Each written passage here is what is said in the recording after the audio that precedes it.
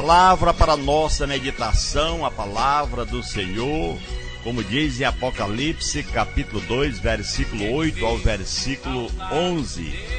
Carta à igreja em Esmirna. Ao anjo da igreja em Esmirna escreve: isso diz o primeiro e o último, que foi morto e reviveu. Conheço a tua tribulação e a tua pobreza, mas tu és rico, e a blasfêmia dos que se dizem ser judeus e não o são, porém são sinagogas de Satanás. Não temas o que hás de padecer. Eis que o diabo está para lançar alguns de vós na prisão, para que sejais provados, e tereis uma tribulação de 10 dias. Sê fiel até a morte, e dar-te-ei a coroa da vida. Quem tem ouvidos, ouça o que o Espírito diz às igrejas. O que vencer, de modo algum sofrerá o dano da segunda morte. Aleluia, glória a Deus, louvado seja o santo nome do Senhor. A carta à igreja em Esmirna. Amados irmãos, podemos descrever que durante o período em que Paulo ficou em Éfeso, na sua terceira viagem evangelística, todos os habitantes da Ásia ouviram o evangelho de Jesus, conforme Atos 19:10.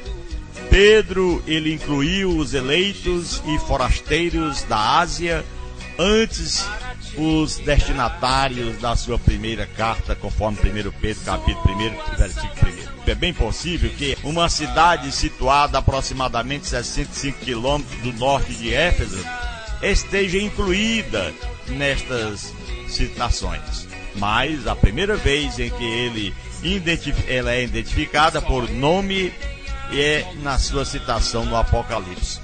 Por isso não temos informações específicas sobre essa igreja. Além dos 4 versículos desta carta ao anjo da igreja em Esmirna, o pouco que sabemos é positivo. Essa carta elogia e encoraja, sem oferecer nenhuma crítica, dos cristãos em Esmirna. Ao anjo da igreja em Esmirna, conforme Apocalipse capítulo 2, versículo 8 ao versículo 11, nós podemos observar que Esmirna era uma cidade antiga, de uma região habitada durante milhares de anos antes de Cristo. A antiga cidade foi destruída, pelo que nós entendemos, ela foi destruída pelos lídios, aproximadamente em 600 anos antes de Cristo, e reconstruída também pelos gregos no final lá do 4º século antes de Cristo. A cidade ganhou nova vida e pôde ser descrita como uma cidade que morreu e tornou a viver durante o domínio romano. Então Esmirna se tornou um centro de idolatria oficial, uma coisa triste, conhecida como guardiã do templo grego. Foi a primeira cidade da Ásia a construir um templo para adoração à deusa. Já lá, mais ou menos em 26 anos depois de Cristo, foi escolhida como local do templo do imperador Tibério. Foram descobertas imagens na praça principal da cidade, deus grego do mar, e de Demétrio, deusa grega da ceifa e da terra, conforme esses deuses que eles tinham lá. Irmãos, amigos, nós observamos, na época do Novo Testamento, Esmirna, provavelmente, essa cidade, ela tinha uma população de aproximadamente 100 mil pessoas. Por ser um porto excelente e facilitando o comércio entre a Ásia e a Europa, era uma cidade próspera. Assim ela crescia. Estas coisas diz o primeiro e o último. Jesus começa esta carta com as palavras de 1:17 de Apocalipse, frisando a sua eternidade. Aleluia. Esse que esteve morto e tornou a viver foi Cristo. Quase igual à afirmação de 1:18 de Apocalipse, esta frase destaca a vitória sobre a morte na ressurreição. Na situação dos discípulos de Esmirna, encarando perseguições difíceis, seria simplesmente importante lembrar da ressurreição de Jesus. Glória a Deus. O Senhor deles não fracassou diante da morte. Ele a venceu. Eles, sendo fiéis, teriam a mesma esperança. Como Jesus diz, aquele que crê em mim, ainda que esteja morto, viverá. Se você tem essa esperança em Cristo, ainda que morra, torna a viver, como Jesus morreu e reviveu. Aleluia. Conheço a tua tribulação, versículo 9, ele diz, Jesus no meio dos candeeiros viu o sofrimento dos seus seguidores, da mesma maneira que ele se compadeceu dos angustiados na terra durante o seu ministério. É o que nos diz em Marcos 1:41. Então, meu irmão, ele olhou com compaixão para aqueles que sofriam em Esmirna. Mesmo assim, ele não o poupou de toda a dor. Como veremos no versículo 10, a palavra tribulação aqui significa pressão que vem de fora. É uma coisa complicada. Não temos o que há de padecer. Eis que o diabo está para lançar alguns de vós na prisão, para que sejais provados e tereis uma tribulação de 10 dias. Mas ser fiel até a morte, e dar-te-ei a coroa da vida. Aleluia. Então a tribulação é aquilo que vem de fora. Mas se você suporta com Cristo, obedecendo a Cristo, a bênção vem com certeza. A tua pobreza, ele diz no versículo 9, conheça a tua tribulação e a tua pobreza, mas tu és rico. E a blasfêmia dos que dizem ser judeus e não são, porém são da sinagoga de Satanás. Apesar de morrerem numa cidade próspera, os cristãos em Esmirna eram pobres. Provavelmente sofriam discriminação por causa da fé, que a gente ainda hoje sofre. Muitos que não querem ser cristãos, que não querem nem sequer cumprimentar com a paz do Senhor porque sentem vergonha. Alguns que se dizem da sociedade, às vezes quando vê a gente ainda fica discriminando.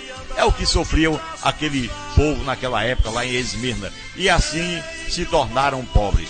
É possível também que tivessem sacrificado seus recursos em prol do evangelho, como os macedônios fizeram para ajudar os irmãos necessitados alguns anos antes, conforme em 2 Coríntios capítulo 8, versículo 1 ao versículo 9, que mostra ajudando os pobres da cidade de Jerusalém. Mas a pobreza material não tem importância, meu irmão, quando há riqueza espiritual. Glória a Deus. A situação dos discípulos em Esmirna era muito melhor do que a da igreja de Laodiceia, que se achava rica, apesar da sua pobreza espiritual, conforme Apocalipse capítulo 3, versículo 17, que diz, tu dizes que és rico e não sabe que é um miserável, pobre, cego e nu. É muito mais importante nos tornarmos ricos e espirituais. Aleluia. A blasfêmia dos falsos judeus, versículo 9, está mostrando aqui, conheço a tua tribulação e a tua pobreza. Fala, portanto, de blasfemar e falar mal. Frequentemente refere-se à blasfêmia contra Deus. Aqui, porém, a blasfêmia é um aspecto do sofrimento dos crentes em Esmirna. Esta difamação, meu irmão, veio de pessoas que se chamavam, achavam-se que eram judeus, mas de fato não eram verdadeiros judeus. Os judeus que tiveram uma sinagoga em Esmirna perseguiram os cristãos. Eles perseguiam aqueles seguidores de Cristo. Ao invés de serem verdadeiros judeus e descendentes espirituais de Abraão, pelo contrário, eram servos de Satanás, mentiroso e acusador dos fiéis, conforme João 8:44. Quantos que se dizem também que são verdadeiros discípulos do Senhor, mas quando ouve a palavra de Deus, a verdadeira palavra, ele fica perseguindo. E principalmente quando se prega a respeito de dízimos. Não é necessário você pagar dízimo, meu irmão. É necessário você aceitar Cristo e viver a vida e pregar a palavra gratuitamente. Quando você prega assim, todos se revelam que são seus inimigos. É o que vai ter acontecido conosco. Mas diz, não temas as coisas que tens de sofrer. Versículo 10, não temas o que há de padecer. Eis que o diabo está para lançar alguns de vós na prisão, para que sejais provados e tereis uma tribulação de 10 dias. Mas diz o Senhor: ser fiel até a morte e dar-te-ei a coroa da vida. Aleluia! O conforto oferecido por Jesus não é o livramento do sofrimento, meu irmão. Ele anima os discípulos em Esmirna a não desistirem das suas vidas sobre a questão das tribulações. Covardes não têm esperança com Cristo. Se lembre, não podemos nos tornarmos covardes e abandonar o Senhor. Pessoas que fogem da sua responsabilidade diante de Jesus por medo de sofrer, não estão seguindo a Jesus na comunhão com Ele. Pessoas que ensinam que o servo fiel será próspero e livre de sofrimento nesta vida, eles não acreditam nas palavras de Jesus que mandou a igreja em Esmirna. O diabo está para lançar em prisão alguns dentre vós. O diabo é visto como a fonte da perseguição humana, principalmente daquele que serve a Cristo. Alguns seriam presos, provavelmente aguardando julgamento e possivelmente morto. Seria ainda possível ser morto. Para serem, portanto, postos à prova, e tereis tribulações de 10 dias. Aqui nos mostra a palavra do Senhor. O efeito da tribulação seria o de provar a fé destes cristãos. A sua lealdade a Cristo seria testada sob ameaça de morte, mas a perseguição não continuaria para sempre. 10 dias sugere um tempo curto, mas completo. Seria uma provação completa, mas teria um fim. Aleluia! Quantas vezes nós somos também provados ainda hoje, mas se lembre, meu irmão, nós devemos continuar. Logo passa, como disse Davi, a dor pode durar a noite inteira, mas no amanhecer vem aí, portanto, o alívio de nosso Deus. Aleluia! Por ter vinculado tão forte com a idolatria oficial de Roma, a igreja de Esmirna se tornou uma cidade perigosa para os cristãos. Esta carta fala sobre perseguições que viriam até décadas depois do Apocalipse. Perseguições atingiram seguidores de Cristo na cidade.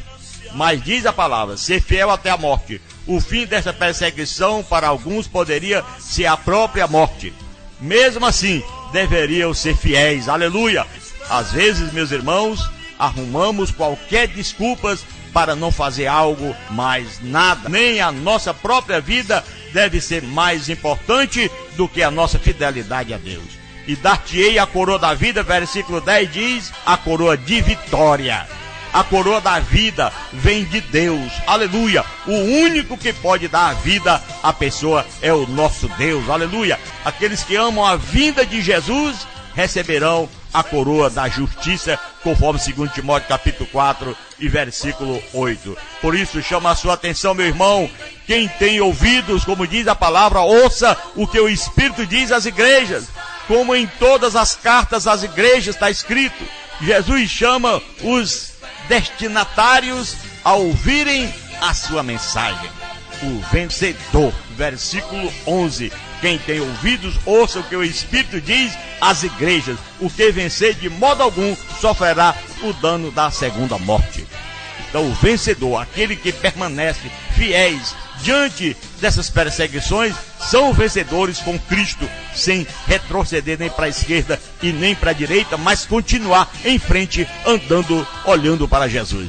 Como diz o Salmo 91, versículo 7, 1000 cairão ao teu lado, 10.000 à tua direita, mas tu não serás atingido. De nenhum modo sofrerá dano de segunda morte, não sofreria o castigo eterno. É o que diz a palavra. Os perseguidores poderiam até causar a primeira morte, mas os fiéis não sofrerão a segunda morte. É o que nos diz Mateus 10 e 28. Que aquele que crer nele tem a vida eterna. Nós temos aqui, portanto, a conclusão. O que mostra, portanto, é Esmirna. Morar em Esmirna no primeiro século não seria fácil para os discípulos de Jesus. Além das perseguições pelos judeus, eles enfrentavam uma ameaça mais organizada e mais poderosa. A idolatria oficial, juntando a religião à força do governo, prometia uma perseguição perigosa aos cristãos da cidade, meu irmão.